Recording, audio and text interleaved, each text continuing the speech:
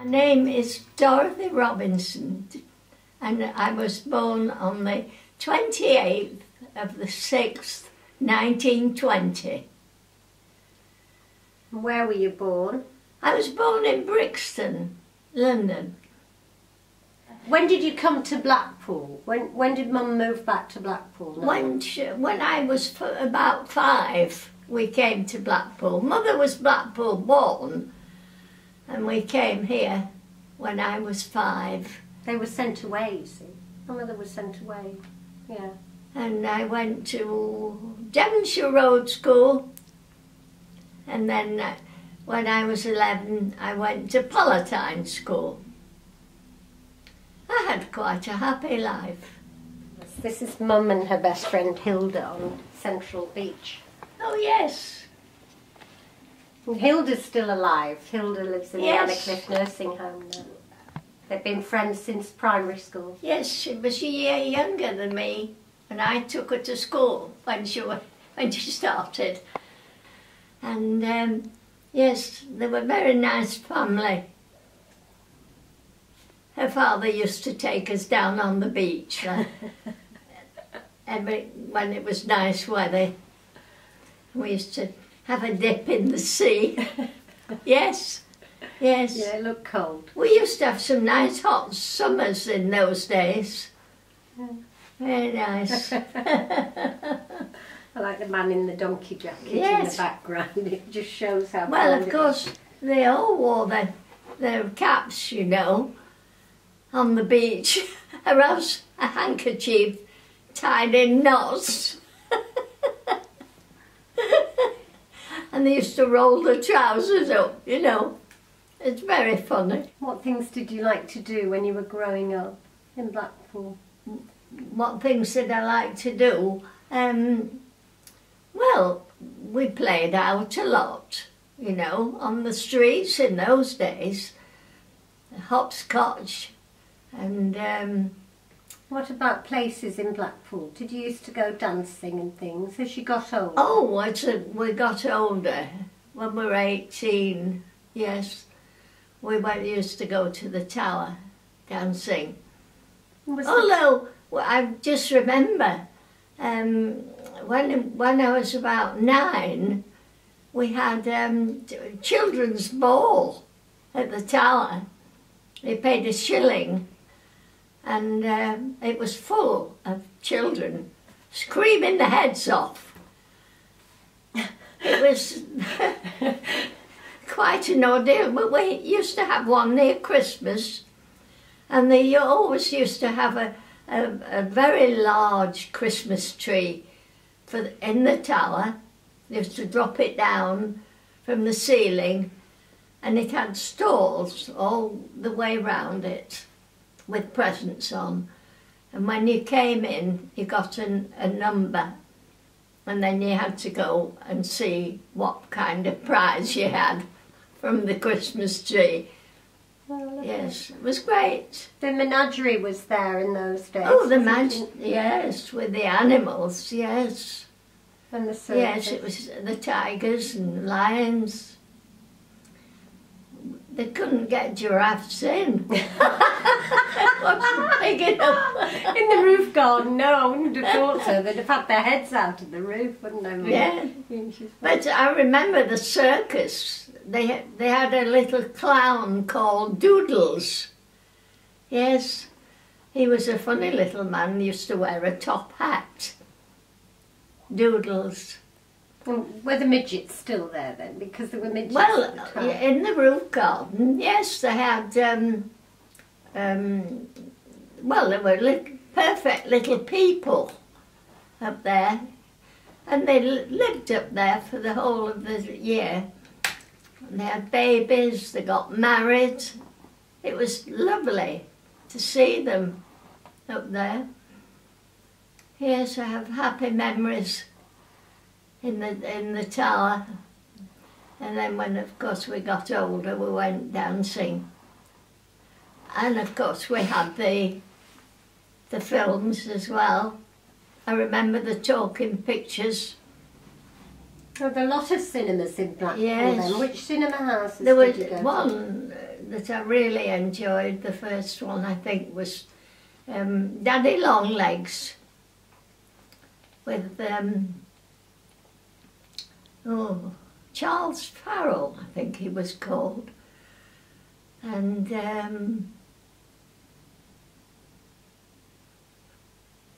I can't remember. I think it was Janet somebody or other in the film. But we used to go as children every Saturday to the Regent Picture House. We got 3p on a Saturday. And it was tuppence to go into the Regent and a penny for sweets. That was a great time for us. Yes. When I was 14, I went to work. I wanted to be a dressmaker. That was, you know, but there was no jobs. I couldn't get a job dressmaking. And a gentleman was outside the factory back Hornby Road. And that's where the dressmaking place was. And as we came out, Mother was with me. There was a gentleman at the door down below, and he said, "Are you looking for work?" And Mother said, yes, she wants some work. He said, "Well, I'll give you a job." And it was in the printing works. Bit different than dressmaking, but I served my time to bookbinding. And I was there until the war. I used to do all the theatre tickets for the Blackpool Tower Company. We had a rent to pay on this flat that Mother and I went finally on Central Drive. So I went to work in the factory, of course, but at night my mother used to work at the palace in the cloakrooms at night, and I went as a little girl with a pinafore on and a bow in my hair, selling ices, chocolates before the show, and ices at interval. Of course, we had the Palace Pictures and we had the Palace Theatre and also the ballroom. It was a marvellous place, the Palace, really was. Yes, I did that for a couple of years. It helped to pay the rent. Because a shilling was a lot of money then. And I think I used to get about 6 shillings a week.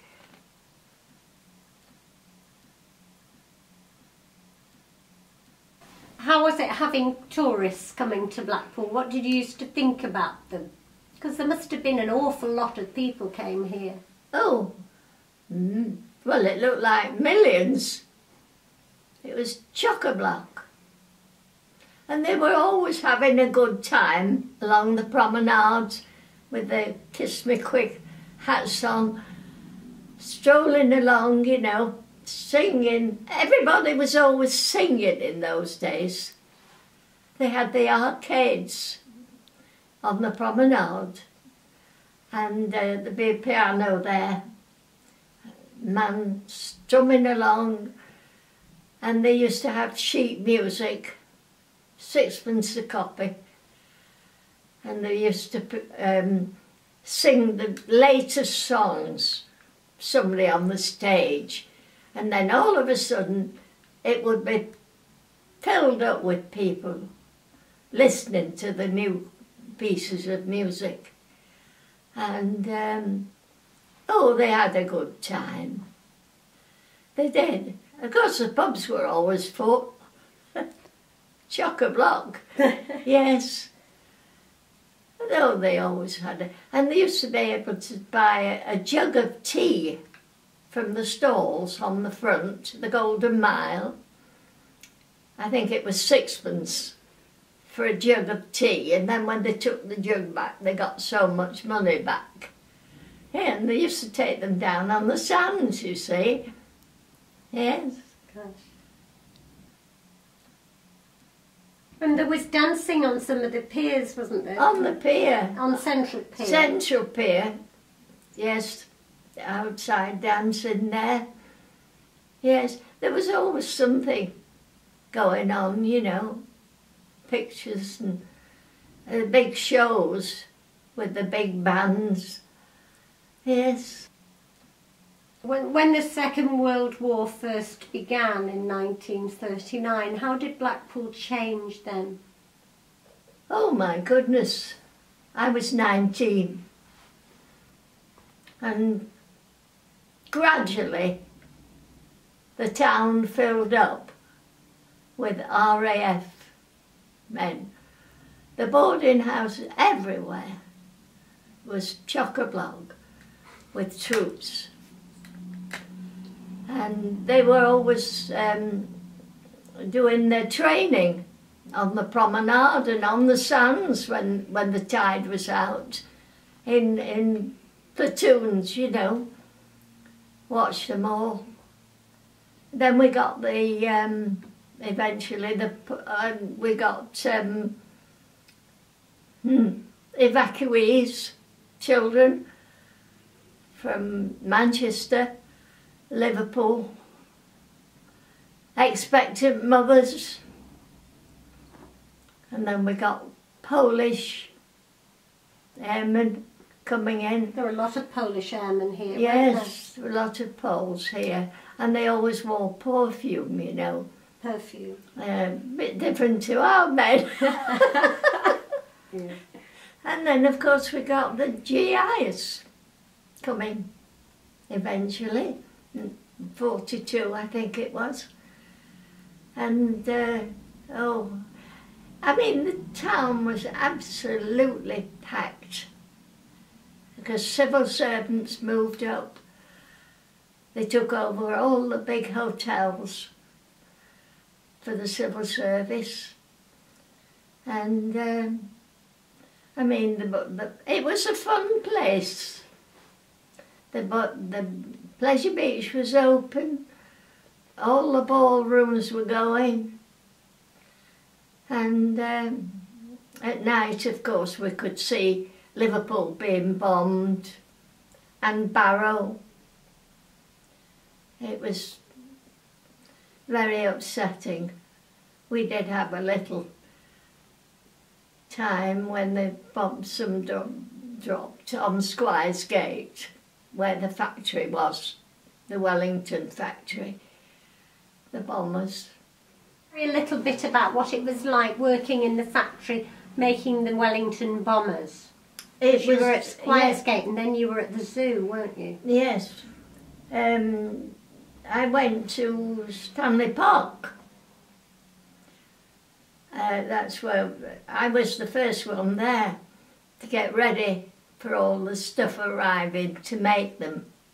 The main factory, of course, was at Squires Gate, and I was in the finished part stores in charge of the office staff that were coming, and it was a very noisy place and smelly. I always remember the dope that they used to put on the planes, very strong smell with it. The clubhouse was the main office and our canteen as well, but there wasn't many of us up there. It was quite busy. Then, of course, the main ones were at Squires Gate. Yes. How many Wellingtons did they produce? Do you know? I don't know No. how many from Stanley Park. No. I know the first one that came out, it was on the tarmac and we all went to watch, you know. It was so exciting to see that big plane there. Yes. And what were they made of? Because there were canvas on the sides, weren't there? Canvas, oh yes, and a framework inside, and then they put this dope on to strengthen it. What was that, like a tar? When you say dope, what do you mean? Well, it was like a thick paint. Right. Camouflage, the camouflage, you know. Yeah. And but the last plane, all the staff were invited to fly in it, and I went and flew in the last Wellington. Yes, I was stood up in the middle with the dome in the middle, and we went round the tower and back again. And of course all the staff, there was quite a lot, they were all queuing up to have a flight in the Wellington. Yes, very exciting. So you can say you flew in the last Wellington bomber. Well, yes. Well, you didn't fly except if you were a pilot or something like that. Yeah. In those days. Or very rich. Yeah, it's very exciting. About Freddie. Yes. Yes. Tell you about Fred. Well, 1945, I was working still at Stanley Park, and then of course I moved down to Squires Gate, but I had a little part-time job at the Clifton Hotel in the square, just washing and polishing glasses, and I got a shilling a night. I did probably 4 nights a week. And then at the end of the week, the waitresses used to give me a shilling each out of the tips. And it was, of course, very busy. Still loads of people there left. And this night I was busy doing my job.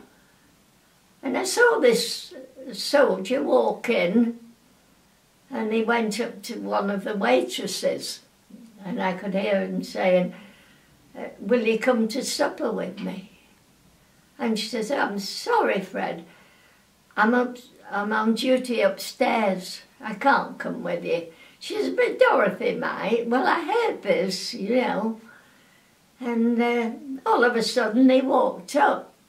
He had half a Guinness in his glass of Guinness in his hand. And he said, "Oh," he said, Dorothy, he said, "Winnie thinks that you might like to go to supper with me." And I looked, I thought, oh, well, I don't go to supper with strangers. And of course he looked a bit shocked. And off he went. Anyway, when I finished work, went outside, he was there waiting. And he looked and he laughed and he says, "Oh, come on, Dorothy," he says, "I'm so fed up of meeting people." He says, "I've only just got back from India, Burma, 4.5 years.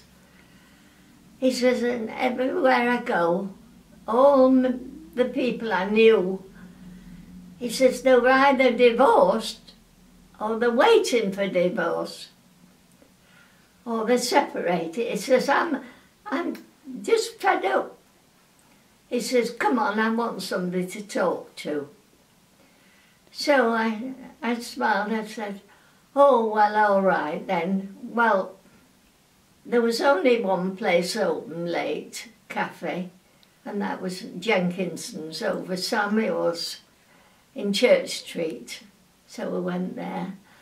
And of course, in those days, you couldn't pay more than 5 shillings for a meal. And you never knew what you were going to get. You just had to have what they got. Yes, anyway, we had supper there. And he asked me my name. I said, "Well, it's Dorothy," and a certain name. I'm not going to divulge his name. And he said, well, is it you married or single? I said, it's married. He says, oh no. He says, I've just left your ex in the Winter Gardens.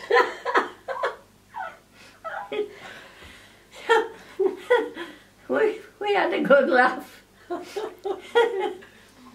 I said, but I've only 12 months to wait. You had to wait 4 years for a divorce, yes.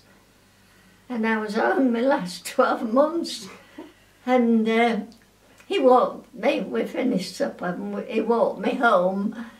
We lived on Central Drive over a shop. And he says, can I see you tomorrow? I said, well, oh, all right then. And he says, I won't come into the Clifton, I'll wait outside. So he was there when I got out, and he just got hold of me and he said, Dorothy, will you marry me? And I said, yes. I don't know. I wondered after what I was saying, you know. Anyway, that was it, and that was the 15th of November. And we got married the following year, 46, on the 23rd of November.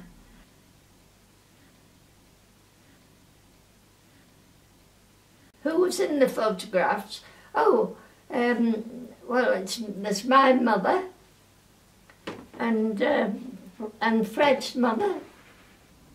Who else is there?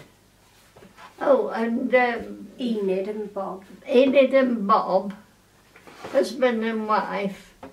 They were Fred's best friends. There's this lady here, isn't it, in the fur coat? That's Enid. And that's Enid. Yeah. And Bob. And who's this lady here? Was that Dolly? That's Mary, my friend. Your friend Mary. That's Mary. And that's Dad's sister Ethel, and she was the one that worked at Hills, head course for Tia. That one. Where was the registry office? Because you didn't get married. Oh, it was in near